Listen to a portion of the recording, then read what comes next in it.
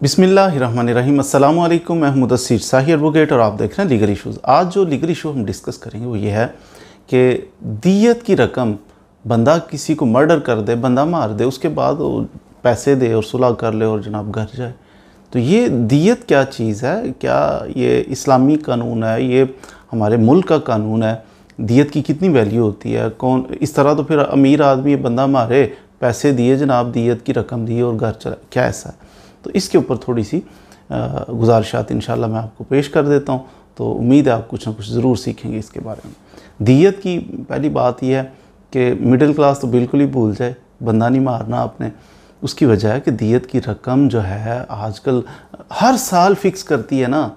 हर साल federal government जो है हमारी, उसका काम है कि फ़िक्स कर दे कि कितनी अमाउंट है दियत की, कि अगर कोई बंदा मार दिया जाए तो उसकी ब्लड मनी, इसको कह देते हैं, खून बहा ले लिया है, ब्लड मनी, तो सुलह हो गई है जनाब उनकी, तो ये पैसे इतने आप दें जिसने कत्ल किया है।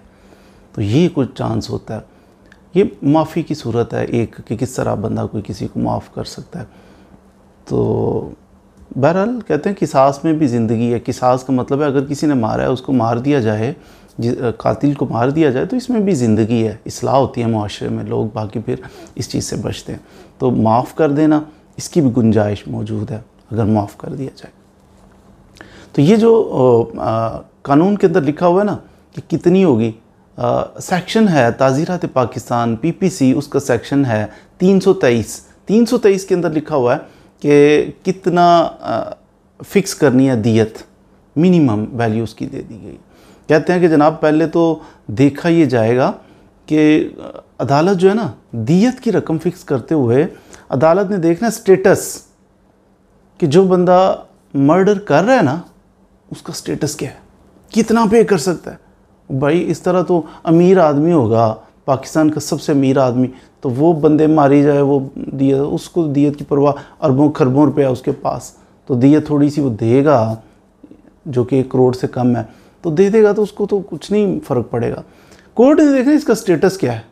कोर्ट फिक्स कर सकती है जनाब 10 करोड़ कर सकती है, 1 अरब कर सकती है कोर्ट फिक्स कि दियत की रकम इतनी है, क्योंकि इसका इसको तो फ़र्क ही नहीं पड़ रहा, 1 करोड़ 2 करोड़ 10 करोड़ से इसको तो फ़र्क ही नहीं पड़ रहा, तो कोर्ट फिर उसकी वैल्यू फ़िक्स कर सकती है। लेकिन सेक्शन जो मैंने बताया ताज़ीरात पाकिस्तान PPC का सेक्शन 323, उसके अंदर मिनिमम वैल्यू दे दी गई। एक तो कहा कि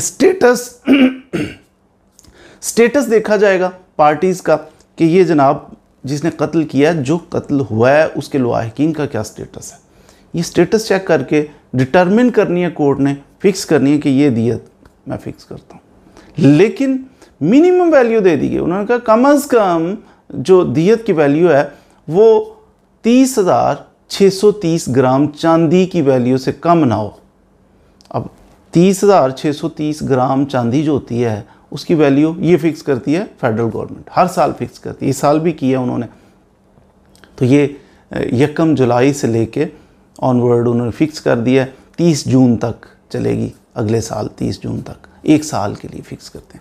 अब इस साल उन्होंने जो फ़िक्स किया वो है 67,57,000 और 903 गालिबन, या 902, इतना सा, ये इतने रुपए, यानी 67 लाख रुपया जो है ना फ़िक्स करना, ये एक बड़ी अमाउंट है कॉमन मैन के लिए। 67 लाख भी रीज़नेबल, और ये 67.5 बन रहा है ना, 67 लाख और 57,000, और फिर उसके बाद 902 रुपये, तो ये बड़ी एक अमाउंट है कॉमन मैन के लिए, ये परेशानी का बायस भी बन सकती है। एनी हो, तो ये फ़िक्स है, इससे कम नहीं, इससे ज़्यादा हो सकती है स्टेटस देख के बंदे का जिसने मर्डर किया, इससे कम नहीं करनी, तो ये फ़िक्स कर दिया गवर्नमेंट ने।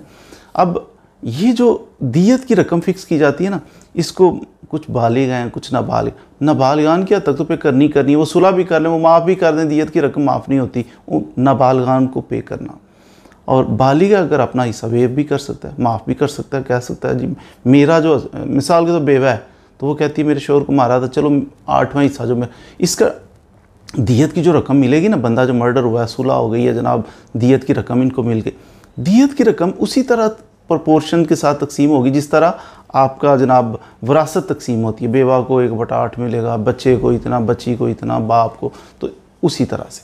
तो जो बालिग हैं, जवान है, वो अपना हिस्सा वेव कर सकते हैं, माफ़ कर सकते हैं। नाबालगान का हिस्सा नहीं माफ़ किया जा सकता। एनी हो, तो ये दियत की रकम इस तरह डिस्ट्रीब्यूट होती है। लेकिन याद रखिए कि दियत की रकम ले ली, दियत की रकम दे दी, वक्ती तौर पे सेटल हो गया मामला, सुलह हो गई, बल्ले बल्ले बड़ा शानदार काम हो गया। लेकिन ऐसा नहीं है।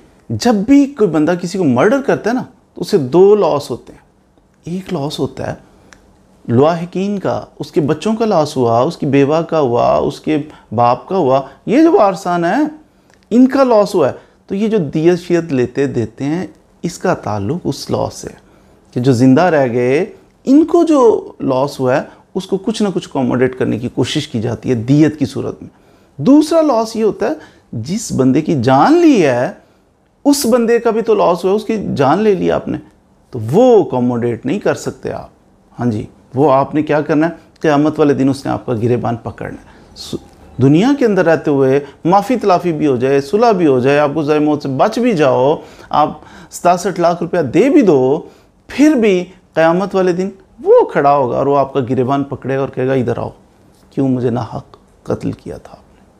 तो ये सोचना पड़ेगा। ईमान चीज़ इसी का नाम है ना कि आखिरत पे ईमान है हमारा।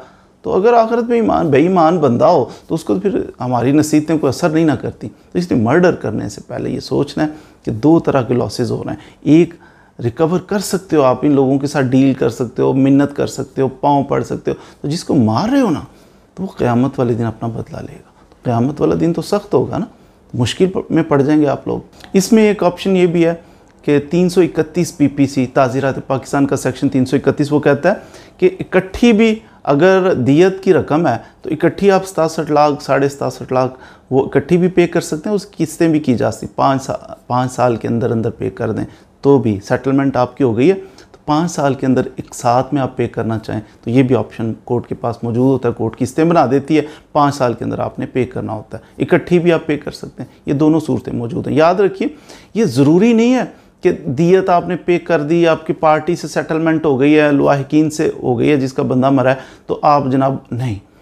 कोर्ट के पास 311 के अंदर कोर्ट देखेगी कि अगर ये बंदा यार पता नहीं प्रेशर डाल दिया होगा, क्या किया, ये बंदा छोड़ने के काबिल नहीं है, इसको सज़ाए मौत देनी चाहिए, कोर्ट दे सकती है। फिर भी सुलह हो जाए फिर भी कोर्ट सज़ाए मौत दे सकती है। उसकी रीज़न ये है कि कोर्ट देखती है फसाद फिल अर्ज़ का मैटर तो नहीं है, इसको ये बंदे मारता ही रहता है, हैबिचुअल ऑफेंडर है, तो इस आदमी को छोड़ा तो ये फिर फसाद पैदा करेगा दुनिया के अंदर जाके और किसी गर्दन उड़ा देगा। तो इसलिए अगर ऐसा मामला कोर्ट देखती है तो पार्टी कहे भी माफ़ कर दिया है, दियत ले ली है, ये है वो है, फिर भी कोर्ट आपको लटका सकती है 311 PPC में। तो इसलिए कभी भी दिलेर नहीं हो जाना चाहिए कि अगली पार्टी कमज़ोर है तो मार देंगे तो कोई नहीं, सुलह प्रेशर डाल लेंगे, सुलह कर लेंगे।